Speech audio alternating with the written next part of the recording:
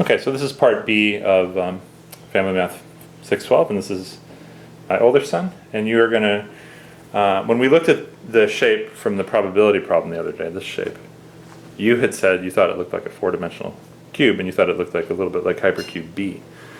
So I have our Zoom version of hypercube B, and I have the 3D printed version of hypercube B, and I wanted you to talk about what you see that's the same and what you see that's different.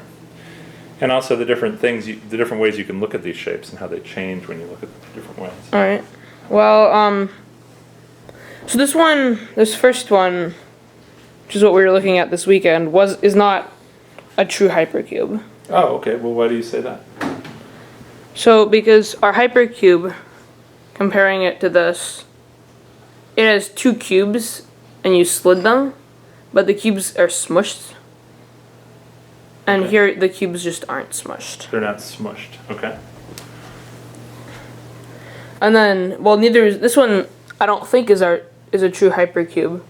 Well, it might be, but it's not a copy of hypercube B here. Oh, okay. Well, what's different about them? So if you look at the cubes, let me see if I can find one quickly. Like this one, it's not a cube. The cubes are sort of smushed, but they sort of got turned. They got smushed, but the top face got moved over a little bit. You can see that these struts are pointing out that way. All right. And also these aren't the same length. Okay. And then hypercube B, although this actually can make some of the same patterns, sort of, that hypercube B can. Oh, show two ways that they look the same. So I line it up just right.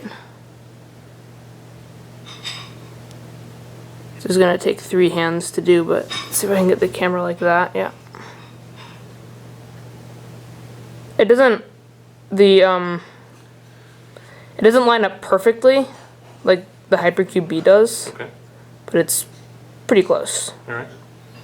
Well, why don't you walk around and see some of the different versions of the shapes as you look at them from different directions.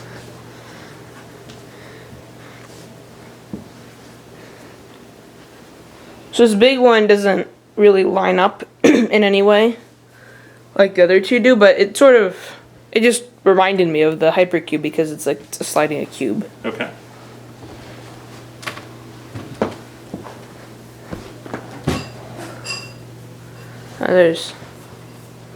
This is a better angle for hypercube B. There.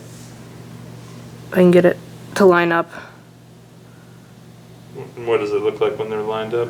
If you line it up perfectly, then it just looks like a cube. Is that what I can't see what you're filming right? Does this look like a cube now? Yeah, I can't quite bring it down enough, but yeah, it looks pretty close. All right, so my last challenge then is see if you can make the probability one look like a cube. See if you can find an angle where the one from the probability project looks like a cube. So I have to bring it up and sort of Oh, that's a cool one. It doesn't look like a cube. Not really, but it actually has some interesting shapes to it. Okay. All right. Well, that's fine. That's good. That's good enough. What do you So, what are some things that you think are the same about these three shapes? Well, it seems like you're forming the shapes sort of in the same way. They all look pretty similar. Okay. Just by sliding a cube, but the cube gets deformed in different ways through these three shapes. All right. And then, what are some things you think are different about these shapes? Well, I mean, the distance you're sliding, I guess, like, even how we made this.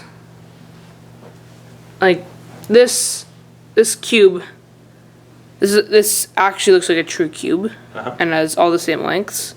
This one doesn't, the cubes in here don't look like cubes, but they do have the same lengths.